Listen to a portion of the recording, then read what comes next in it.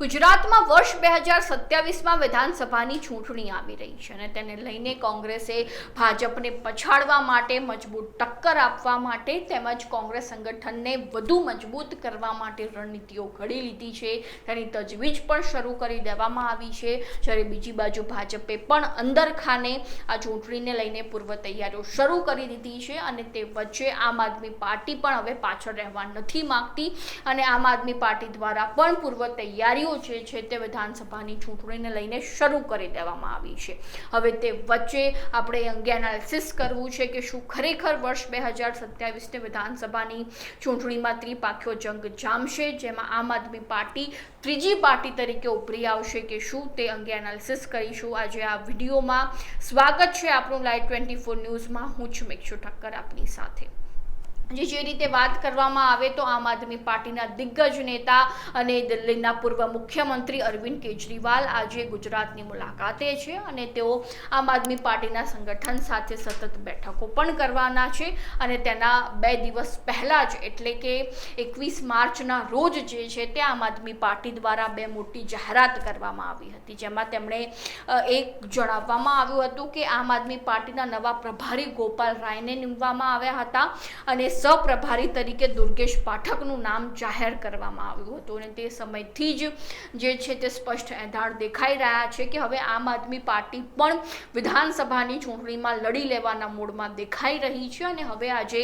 દિલ્હીના પૂર્વ મુખ્યમંત્રી અરવિંદ કેજરીવાલ પણ ગુજરાતની મુલાકાતે છે, સંગઠન સાથે બેઠક કરવાના છે, ગુજરાતનું એનાલિસિસ કરવાના છે કે હવે આ વર્ષ 2027ની વિધાનસભાની ચૂંટણીમાં કોંગ્રેસ અને ભાજપને કેવી રીતે ટક્કર આપી શકાય અને ખાસ કરીને ભાજપ સામે કેવી રીતે લડી શકાય તે અંગેનું સમગ્ર એનાલિસિસ આજે પૂર્વ મુખ્યમંત્રી અરવિંદ કેજરીવાલ કરવાના છે સંગઠન સાથે બેસીને। અને જે રીતે જોવામાં આવે તો ભલે હાલમાં ગુજરાતમાં આમ આદમી પાર્ટી નબળી ક્યાંક જોવા મળી રહી છે, પરંતુ ચોક્કસથી આમ આદમી પાર્ટીનો પગ પેસારો ક્યાંક કેટલીક બેઠકો ઉપર જોવા મળ્યો છે, જેમાં જો તાજેતરની સ્થાનિક સ્વરાજ્યની ચૂંટણીની વાત કરવામાં આવે તો આ ચૂંટણીમાં પરિણામો આવ્યા બાદ આમ આદમી પાર્ટીના ફાળે કુલ 33 બેઠકો ગઈ હતી અને ત્યારબાદ વર્ષ 2022ની વિધાનસભાની ચૂંટણીમાં પણ 5 બેઠકો આમ આદમી પાર્ટીના નામ ઉપર હતી। જો કે વિસાવદરમાંથી ભૂપત ભાયાણીએ રાજીનામું આપી દીધું એટલે કે 4 બેઠક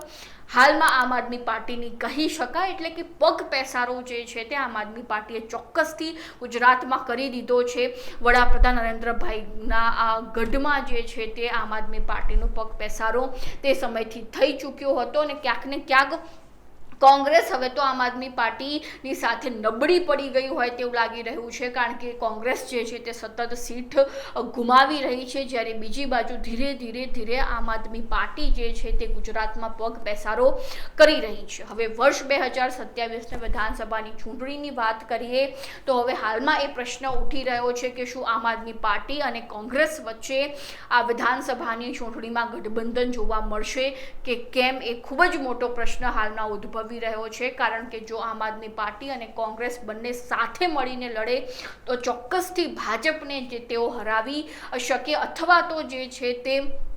વધુ વોટ બેંક આ ગઠબંધનને મળી શકે છે તેવી શક્યતાઓ પૂરેપૂરી દેખાઈ રહી છે। પરંતુ જો આ આવનારી વિધાનસભાની ચૂંટણીમાં ત્રિપાખ્યો જંગ જામે છે, એટલે કે કોંગ્રેસ અને આમ આદમી પાર્ટી વચ્ચે કોઈ ગઠબંધન નથી જોવા મળતું, તો ક્યાંક ને ક્યાંક વોટની વહેંચણી થવાથી ભાજપને જ ફાયદો થાય તેવું પણ જોવા મળી રહ્યું છે। અને જો બીજી બાજુ વાત કરવામાં આવે તો આમ આદમી પાર્ટીના દિગ્ગજ નેતાઓ જો મજબૂત રણનીતિ ઘડે તો ક્યાંક તખતો પલટ પણ થઈ શકે છે, તેઓ ભાજપને પણ નુકસાન કરાવી શકે છે, જેમાં જો તેઓ સ્થાનિક કક્ષાએ લોકોના પ્રશ્નો ઉઠાવશે, એનાલિસિસ કરશે, તેમનું નેતૃત્વ મજબૂત બનાવશે, આમ આદમી પાર્ટીનું સંગઠન મજબૂત બનશે, વધુમાં વધુ સારા એવા ચહેરાઓ હશે તો ચોક્કસથી તેઓ ભાજપને પણ જે છે તે ટક્કર આપી શકે છે, તે ચોક્કસ કહી શકાય। પરંતુ જો ત્રિપાખ્યો જંગ જામશે તો ક્યાંક આમ આદમી પાર્ટી કોંગ્રેસને પણ નુકસાન કરાવી શકે છે, કારણ કે બંને પાર્ટીની વોટ બેંક જે છે તે એક સરખી જોવા મળતી હોય છે, જેમાં આમ આદમી પાર્ટીમાં પણ સૌથી વધુ મુસ્લિમ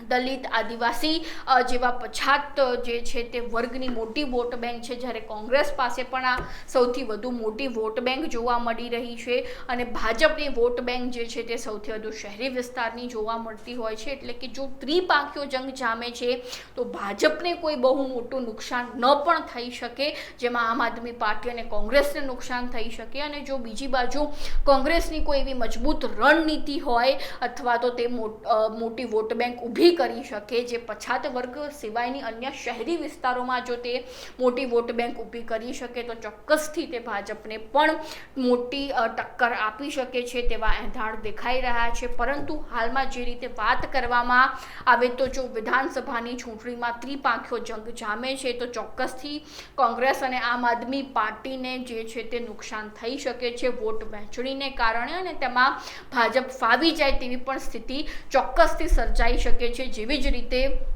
આપણે દિલ્હીમાં જોયું, હરિયાણામાં જોયું કે જ્યાં જ્યાં કોંગ્રેસ અને આમ આદમી પાર્ટીનું ગઠબંધન નથી જોવા મળ્યું ત્યાં ત્યાં ભાજપ ફાવી ગઈ છે તેવી સ્પષ્ટ પરિસ્થિતિ દેખાઈ છે. તેવી રીતે ગુજરાતમાં પણ ક્યાંક ને ક્યાંક એવું દેખાઈ શકે છે અને તેમાં પણ વડાપ્રધાન નરેન્દ્રભાઈ મોદી અને કેન્દ્રીય મંત્રી અમિત શાહનું જે આ ગઢ ગુજરાત છે, એટલે કે ક્યાંક ને ક્યાંક તેઓ કોંગ્રેસ અને આમ આદમી પાર્ટીને ચાન્સ ન પણ આપી શકે અહીંયા જીતવું, અને ખાસ કરીને ભાજપને ટક્કર આપવી પણ મુશ્કેલ બની શકે. એટલે કે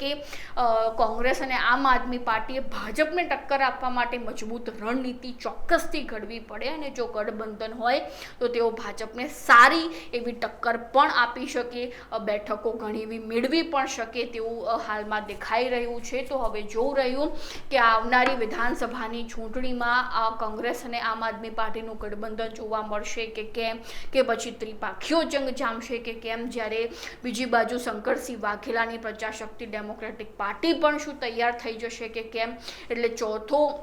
એટલે કે ચોથી પાર્ટી જે છે તે ગ્રાઉન્ડ લેવલ ઉપર પણ જોવા મળી શકે છે. એટલે હાલમાં ઘણા સમીકરણો આ આવનારી વિધાનસભાની ચૂંટણીને લઈને જોવા મળી રહ્યા છે. તો આ અંગે તમારું શું કહેવું છે ચોક્કસથી અમારા કોમેન્ટ બોક્સમાં જણાવજો, અને હજુ સુધી તમે જો લાઈવ 24 ન્યૂઝને સબસ્ક્રાઈબ નથી કર્યું તો ચોક્કસથી તેને સબસ્ક્રાઈબ કરી દેજો.